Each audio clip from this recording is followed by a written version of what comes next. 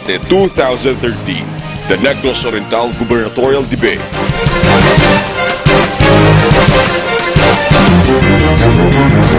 Two candidates, one seat, one province.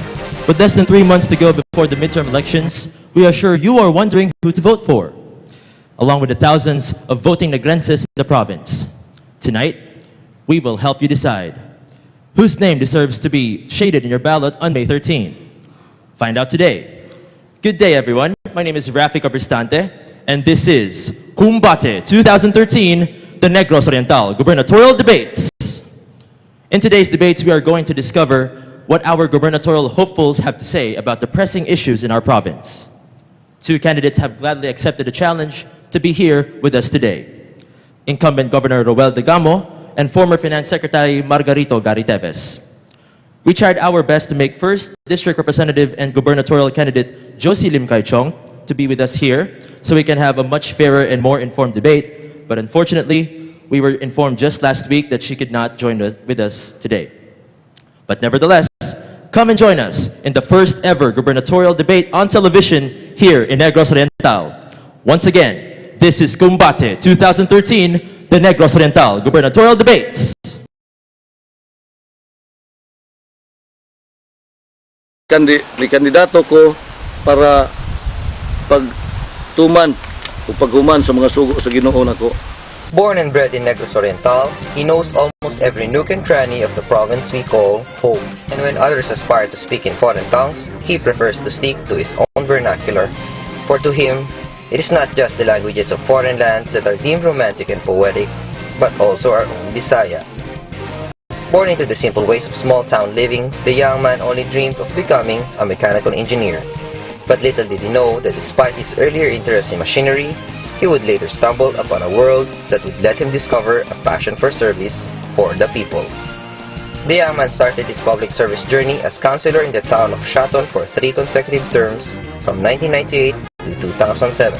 And less by luck or chance, and more by God's will, that man went on to become the board member with the most number of votes in 2007. Where not long after, he deals with his quick and sudden succession to vice governor after the death of Governor Emilio Macias II. And 6 months later, to governor after the death of Governor Agustin Perdices.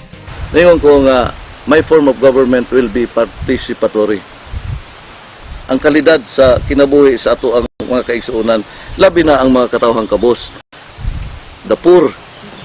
He is one man who seeks to push his advocacy forward to empower the poor by providing them good healthcare services and equipment, by making quality education accessible, by offering sources of livelihood, and by creating programs and projects that directly and quickly address their needs.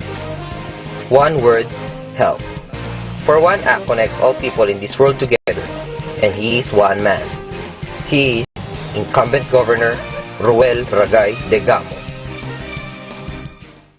Ladies and gentlemen, let us welcome our incumbent Governor, Honorable Roel Ragay Degamo.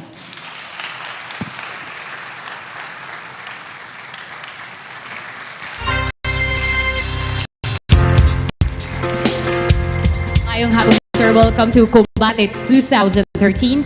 So, sir, how did you prepare for this debate?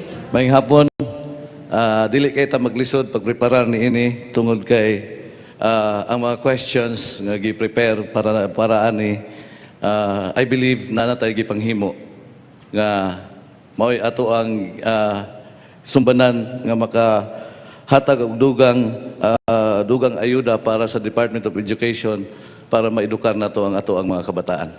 Daghang salamat, sir. You may now take your seat, sir. Ladies and gentlemen, the person who was sitting on the other end of the table is the second contender for this year's gubernatorial race. Do you want to know him? Let's watch this. He has experience, charisma, and skill. He is a veteran in the world of government. He is Margarito Gary B. Teves. Priority ko ang pagkain tsaka trabaho. Sa paglilibot ko dito sa probinsya, ganun pa rin. Pagkain tsaka trabaho. A 3-term representative in the 3rd District of Negros Oriental, President and CEO of Land Bank, the Philippines' 38th Secretary of Finance, and hailed as Asia's Best Finance Minister in 2009 by London-based international finance magazine, The Banker. graduated at Ateneo de Manila University, finished undergraduate studies in Spain and England, and pursued postgraduate studies at William College in USA. Even though he has a prestigious background in education and the privilege to study abroad, he opted to work on his own to sustain himself. This experience taught him to become independent. Moreover, he realized that life's not about what he learns in school, but it's also about how he relates with other people. They should earn their keeps. Hindi kahit they will just live on the support of their parents. So they should be able to work for themselves. Whether he's in public office or in the private sector, he has the ability to make institutions grow. Ugali, I believe ako sa kanya. Parati siyang up-to-date siya sa mga kailangan ng mga empleyado. Pinakarespeto, marunong rumispito at respetado rin sa Kongreso. Pwede sa mga halibilo ng mga ordinaryong mga tao. Despite all his accomplishments, he still has one more to achieve. Gary Teves would like to share his experience with his fellow Negrenses and make a lasting contribution to his home, Negros Oriental. A man of conviction and integrity, a leader, a father, and a friend. Gubernatorial candidate, Gary Teves. Negros Oriental, let's give a round of applause to Mr. Margarito Gary Teves. I have it, sir.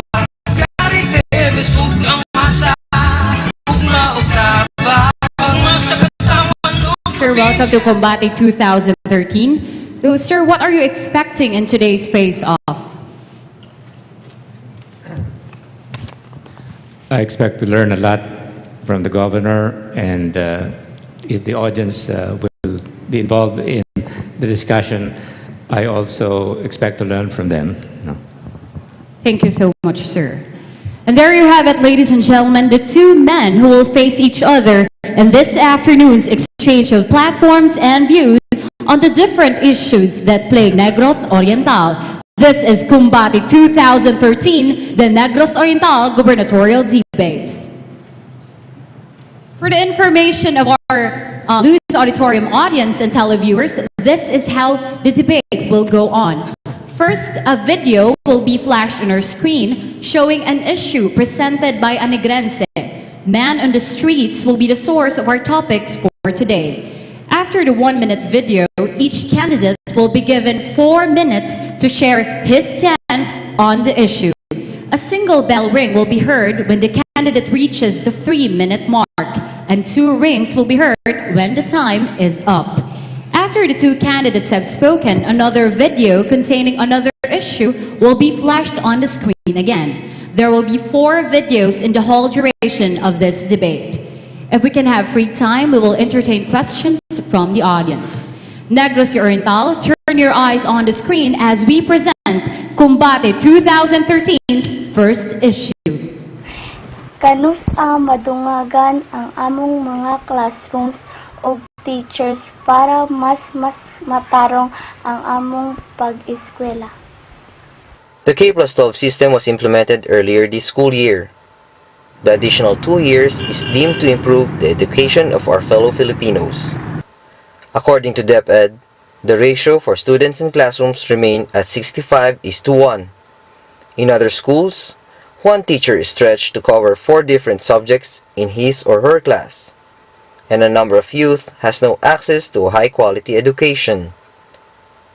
According to the latest figures of DepEd, the country still needs more than 50,000 classrooms, 74,000 teachers, 123,000 toilets, 62.4 million textbooks, and about 1.3 million classroom chairs.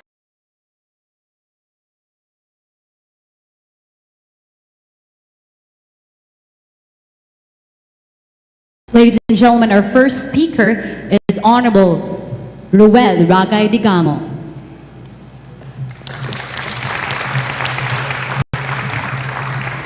Mayong hapon, Negros Oriental. Since I believe it is being viewed province-wide, allow me to speak some in our native tongue, because I believe this is now the trust in education sector sa K-12 na to. Because I want my statements to be clearly understood by people from all walks of life, as my governance is empowerment of the poor. Una sa tanan, akong ipabalo dinhi nga ang probinsya nagsuporta sa K-12 in order to catch up with international standard, because we are the only country in the world with 10-year basic education nga ang atong graduates are not recognized internationally. K-12 graduates are also equipped with technical skills after graduation, so that after graduation pwede na silang mangita og trabaho or pwede na silang mangnegosyo. Paglingkod nako isip gobernador ining probinsya, ang una gyud akong gihimo, akong gipa-survey ang tibuok probinsya sa Negros Oriental. Ug unsa gayud ang nag-una nga mga problema sa katawhan sa Negros Oriental. Usa sa nag-una nga mga problema ang kasukulangon sa classrooms. Mao nga ato dayong gisugdan ang musunod. Para matabangan nato ang DepEd in addressing the problems in education sector, despite the province limited resources, we allocated from our special education fund an amount of from niadtong 2012, we allocated 30 million pesos for the construction of school buildings, facilities, desks, and chairs. For 2013, we allocated 35 million pesos, 11.6 million allocated for school buildings, facilities, desks, and chairs. In my 24 months as governor of this province, we had already constructed 58 classrooms and ready for use sa ato ang mga kabataan sa Negros Oriental. We also supported and partnered various private individuals, institutions in the following programs, such as Adapt a School Program, the Teen Moves Campaign. Ang plano, muhimo og 10,000 ka classrooms in 10 months, nationwide. Nya nalipay kog dako kay usa sa mga recipients niini mao ang probinsya sa Negros Oriental. We also supported Coca-Cola's Little Red School, naghimo og 2 ka classrooms dito sa lungsod sa Tayasan. Niadto adunay kasabutan ang kagamhanang probinsyal o ang Department of Education nga kung pila ang matukod nga classrooms mauusab ang ihatag nga item teachers. Tungod kay wala matuman sa Department of Education, the provincial government allocated 12.5 million pesos for 2012 para nato ihatag og honorarium sa 400 ka educator co-mentors ug 220 ka teacher aides. Maunay pag-fill in the gaps sa ato ang educational system nga ako nagatuo gayud kanunay nga mao kanay panginahanglanon sa ato ang mga kabataan. In 2013, we allocated initial allocation of 3.28 million para usab sa ato ang mga teacher aides. Mga kaigsunan, mao kini ang gihimo sa inyong gobernador nga ang uban nga plano pa. Daghang salamat ug maayong hapon. Thank you so much, Governor.